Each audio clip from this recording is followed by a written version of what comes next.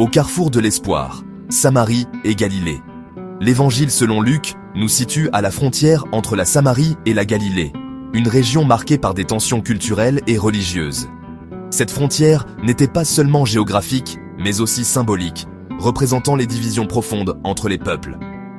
C'est dans cet espace liminal, où deux mondes se rencontrent, que Jésus croise un groupe de 10 lépreux. Ces lépreux, rejetés par la société, vivaient dans une souffrance constante, cherchant désespérément un espoir de guérison.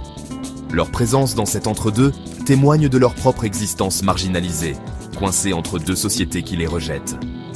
Ils étaient des âmes perdues, errant dans un no man's land, invisibles aux yeux de ceux qui vivaient dans le confort. La Samarie et la Galilée, bien que géographiquement proches, étaient séparées par des préjugés profondément ancrés. Les habitants de ces régions vivaient dans une méfiance mutuelle, alimentée par des siècles de conflits et de malentendus. Les Samaritains, avec leur propre version de la Torah et leur temple sur le mont Garizim, étaient considérés comme des hérétiques par les Juifs de Galilée. Cette différence religieuse était une source constante de tension et de division. Les lépreux, ostracisés par les deux communautés en raison de leur maladie, se trouvaient en marge des deux sociétés, rejetés et oubliés. Leur isolement était un rappel cruel de la fragilité de la condition humaine.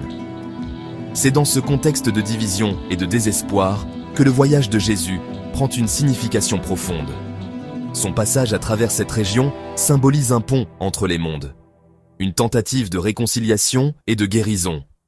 Il est en route pour Jérusalem, pleinement conscient de la souffrance qui l'attend, et pourtant, il s'arrête pour écouter les cris de ces âmes désespérées.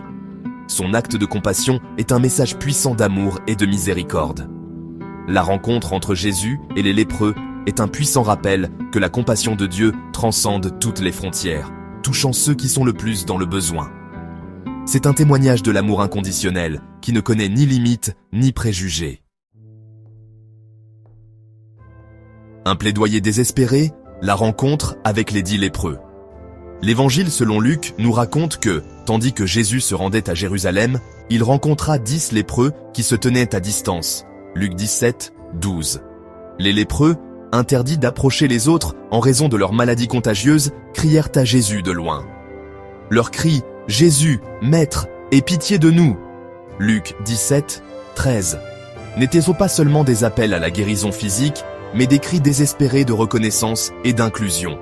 Leurs paroles révèlent la profondeur de leur souffrance. Ils vivaient une existence marquée par la douleur et l'isolement. La lèpre, au temps biblique, n'était pas seulement une maladie physique, c'était une condamnation à mort sociale.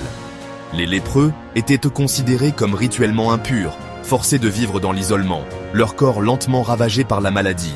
Ils étaient les parias de la société, privés de contact humain et d'interaction sociale. Leur vie était une lutte constante contre la solitude et le désespoir. Le fait qu'ils s'adressent à Jésus en l'appelant « Maître » en dit long sur leur foi, une foi qui transcendait leur situation désespérée. Ils ont reconnu en Jésus une source d'espoir, une autorité capable de remettre en question les normes sociales et religieuses qui les maintenaient en esclavage. Leur foi en Jésus était une lumière dans leur obscurité. Leur cri de miséricorde était un cri de libération, un appel à un miracle qui leur rendrait leur dignité et leur vie. Ils cherchaient non seulement la guérison de leur corps, mais aussi la rédemption de leur âme et la réintégration dans la communauté. La touche divine, guérison instantanée et joie inattendue. Section 4. Le retour du Samaritain, un témoignage de gratitude. Section 5. Le cœur de la foi, leçon du lépreux. Reconnaissant, une histoire de gratitude et de foi profonde.